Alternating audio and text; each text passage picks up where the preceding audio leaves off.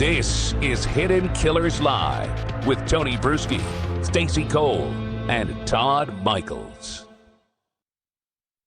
And that's my question, because there's a lot of people that are going on this case, and they could be completely wrong. I'm not particularly on this bandwagon, but I'm willing to hear them out.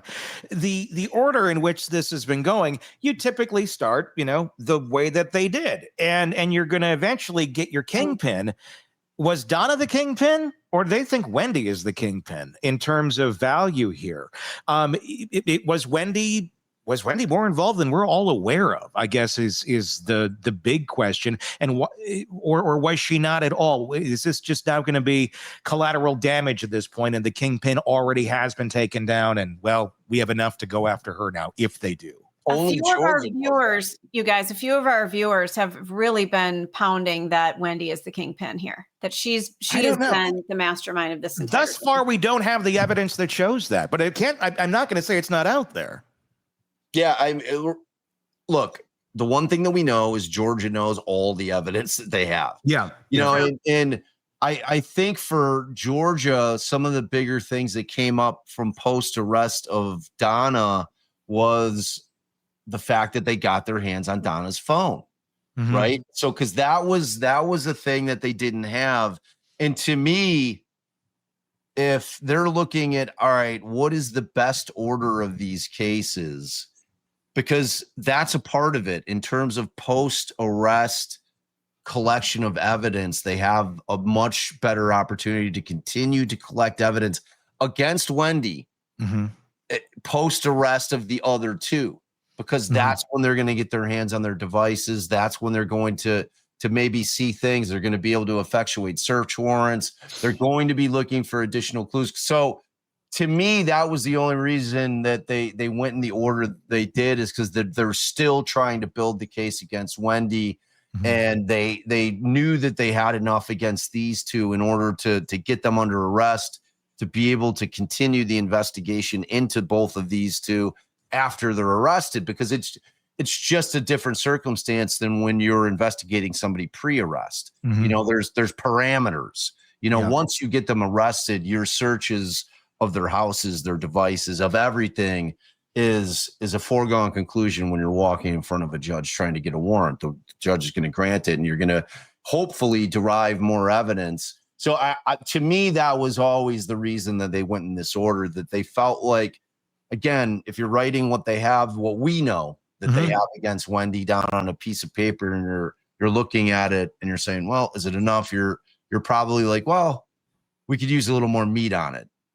So like you have the two things that happen. You have now the story has really been fleshed out for the jury in Wendy's trial in terms of, okay, this is how it went down. Charlie, Donna's,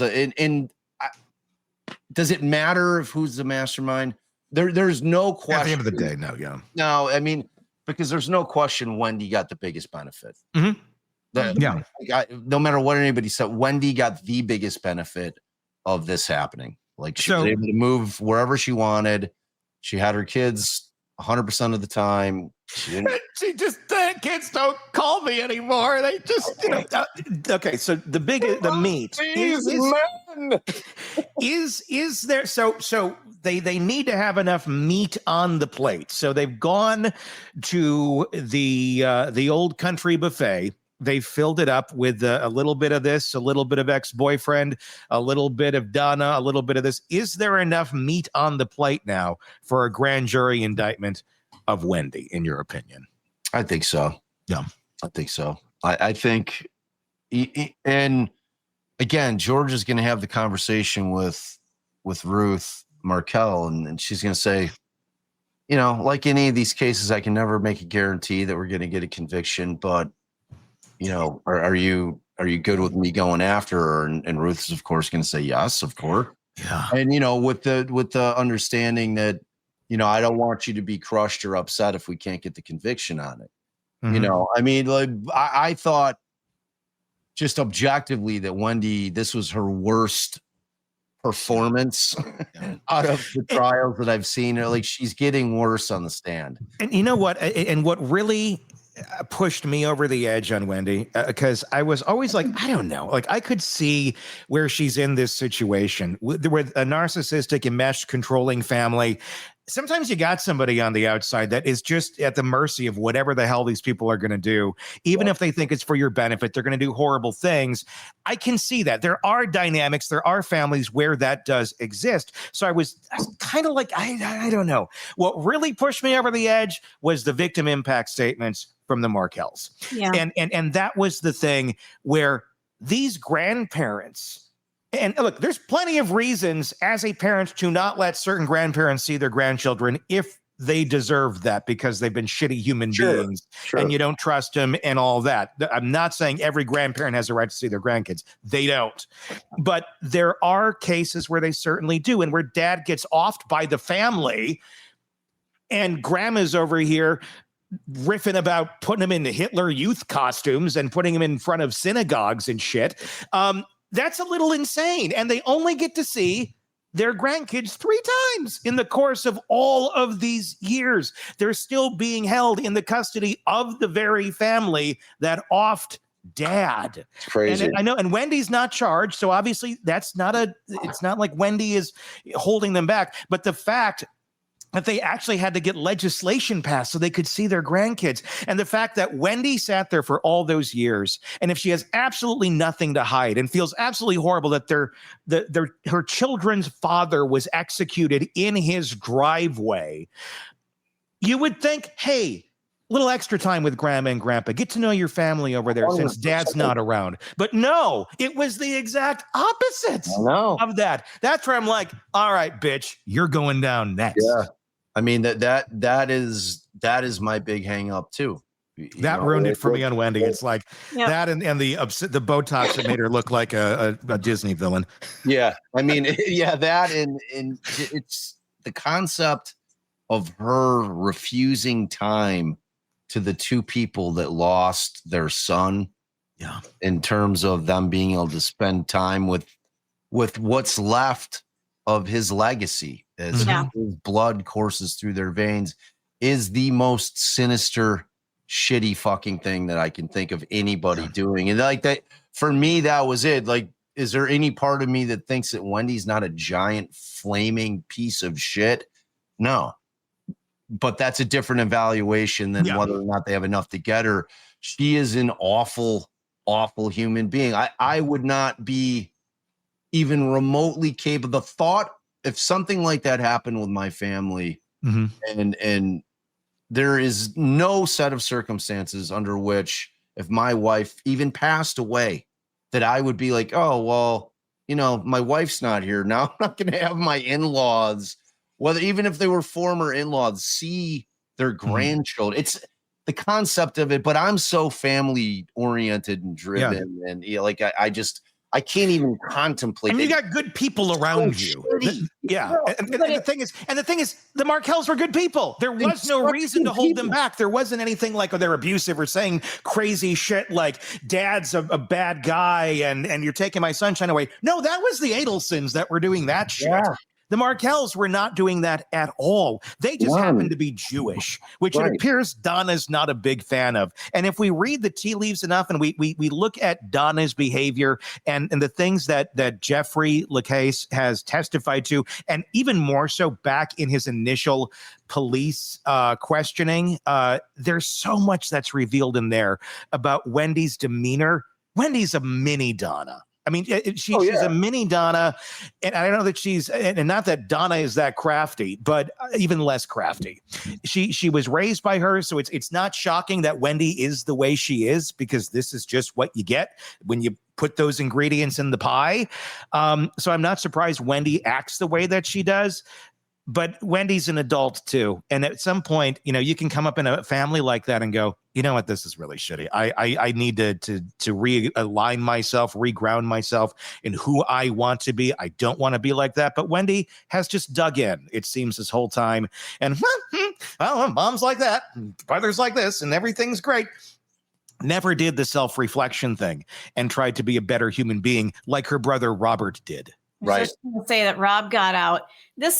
Keeping the kids away from the grandparents just speaks to how stupid they are. Because if you wanted to really get away with a crime, I would think you would be acting as if, and let the grandparents see the children. 100%. You know, I mean, be smart about this. I Look would a lot say, less suspicious. exactly. It would look like, no, we want them to be part, you know, of their lives because that's family. Mhm. No, they took a knife and they cut him right out of their lives. Like, he's gone, he's done. That's what we wanted. We got what we were looking for. Yeah. I mean, the things that they did and said and didn't do with respect to Dan Markel and not showing up at the funeral. I mean, that's one of the biggest of all. Right. It's like, Stacey, it's exactly what you're saying. I mean, do you want to paint a bigger target on your own stupid ass by not even showing up? Yeah, everything that they could have done from just even a humanity perspective. Yes. Right. Without even trying to be criminal masterminds, just shows you just how morally bankrupt these people are. Completely. Like, because you've got both things happening. Not only is it incredibly stupid in terms of trying to get away with the crime because it makes you look so obvious. Because this is not what normal people do. Yeah. Right. That is not what normal people do. Normal people would be like, I would never cut off the relationship with all of my kids in my wife's family ever under any circumstance. Yeah. Ever. I would never the whole thing is just It's insane. That's what I'm saying. There's so many stupid moves that were done here that are they defy decency. But when you have no decency and you have no empathy, you are then capable of carrying out plots like this. Harvey's the question, though. What do you guys That's what I'm think? wondering, because Harvey was there the whole time. So at some point, you'd think if there was some humanity in Harvey, he'd be like, well, let them see their grandkids. You know? Right. But Harvey doesn't. Harvey is, from everything we've garnered, he's so damn passive. He just kind of sat there. He made the money. He did his role to a certain extent, maybe emotionally empty in terms of stepping in and being a leader of some sort. That's just my 2 cents on it. But he did not lead that family in any sort of emotional way or any sort of direction that would make for a good example for his family that they could follow going forward. This is how good people act. It was, here's money, here's crazy mom, she's going to do whatever benefits her, and this is what you get. This is the product of that recipe. What did Harvey know? I don't know. And did Harvey even have a say in any of this, or was he just as aloof? If there's anybody that I could say maybe is just completely aloof, maybe it's Harvey. And it'd be shocking, but maybe. He seems, when he was sitting there in court all those weeks, what was going through your mind about Harvey? The perma-frown. Yes. Yeah. His origin story in this drove me nuts, because I kept thinking, and I kept having the discussion with Allison. I'm like, well, okay, Harvey is the one in terms of kind of being the patriarch as far as the finances. He built this business. He's got this dental practice that has done very well for their family, and Donna's going to be running around doing what Donna does. Now, I had grandparents wherein my grandmother was a very talkative, active gal. And, she was my favorite person on the planet. But my grandfather, probably, if I could remember all the conversations I ever had with him, probably said 50 words ever. Yeah. He was not a talkative man. Yep. And my grandmother made up for that and then some. And that's typically the dynamic with something like that. Right. So like I've of course applying my own personal experiences when I'm thinking about what potentially was going on with this relationship. You've got the meddler doing her meddling, all involved in all the kid shit. Harvey's just kind of floating around back there. Sometimes he'll get on and go, say a few things. And then Donna's back off to the races. If I think that Harvey caught wind of it, if there exists a world in which, if he knew on the front end, because I think there's no question that he knew post. Yeah. He knew after the fact for certain. And I think that they could get him on some stuff for that. The question becomes, did he know what they were planning? Because I'd like to think that he would have been like, to his wife, what in the fuck are you talking about doing? That's what I'm wondering. Are you like, you will destroy everything that we have worked so hard to build over some bullshit? But I mean, we just don't know what the dynamics of that relationship were. You know what I mean? It's like, because to me, it drove me nuts. Like if I was in his shoes, I'd be like, are you out of your fucking mind? We're absolutely not hiring a hitman to kill our former son-in-law. That is not happening. I'll buy you airfare I'll fly your ass up to Tennessee or Tallahassee every weekend. Now, like, we're not killing Dan Markel, Donna. Do you understand that? That's like, are you out? To me, it's just, but again, I don't know jack shit about that family and their dynamics. Yeah, but and the same thing, I don't know either. But at the same point, even if that conversation had happened, do you think it would have stopped Donna? Probably not. Yeah, probably not. And you know, she was the bookkeeper for the business, and I imagine that she was probably the bookkeeper for the house. Yeah. So, do I think that there exists a world, and we know they got paid in cash quite a bit? I'm sure that Donna and Harvey had a war chest in their safe in their house, even though it looked little. You know, like that thing could have been packed with cash. And if Donna's the one handling the finances, she's not going to know. If like Harvey's not going and counting the money in the safe. No, on a daily basis. You know what I'm saying? Especially when he's at the advanced stage that he is. Like, so whenever he's in his 70s, like just 70, 69, 70, when this thing's all going down. But, you know, do I see a world in which Donna could have like gotten that money out? But, you know, they also strike me is like that old married couple that fucking do everything together. Like Harvey's the driver. Yeah. You know, like Donna can't drive, but they're the couple that you see eating at the Applebee's that aren't speaking to each other. Oh my God. Just like, oh my God. Like, don't even make eye contact. Yeah. They're like, mumbling to themselves. Exactly. That's the, you're like, that's why I got a divorce, because I didn't want to be like that. So much in this case, and there's still so much that I'm sure we're not done with the Adelsons. No. My God. Bob Motta, defense attorney, the podcast Defense Diaries. Search it, YouTube, wherever you get podcasts, you can find it, and listen to him and his wife Allison's commentary on all of these cases as well. Always wonderful having you on and getting love being here, brother. And hey, it's good to hang, Stacy. Good to hang with you, Bob. Welcome to our new atmosphere here with our Hidden Killers Live. This is how we do the show now. So. I love it. Yeah, no fun. Great. Yeah. All right. That's going to wrap up our program for today. Be sure to press subscribe wherever you get podcasts so you don't miss any of our coverage on this case or any of them that we're covering for you right here at the Hidden Killers Podcast and True Crime Today. And do comment on YouTube. Just search Hidden Killers with Tony Brueski to find us there. Until next time, for Stacy, Todd, Bob, everybody here, I'm Tony Brueski. We'll talk again real soon. Want more on this case and others? Then press subscribe now and don't miss a moment of true crime coverage from Tony Brueski and the Hidden Killers Podcast.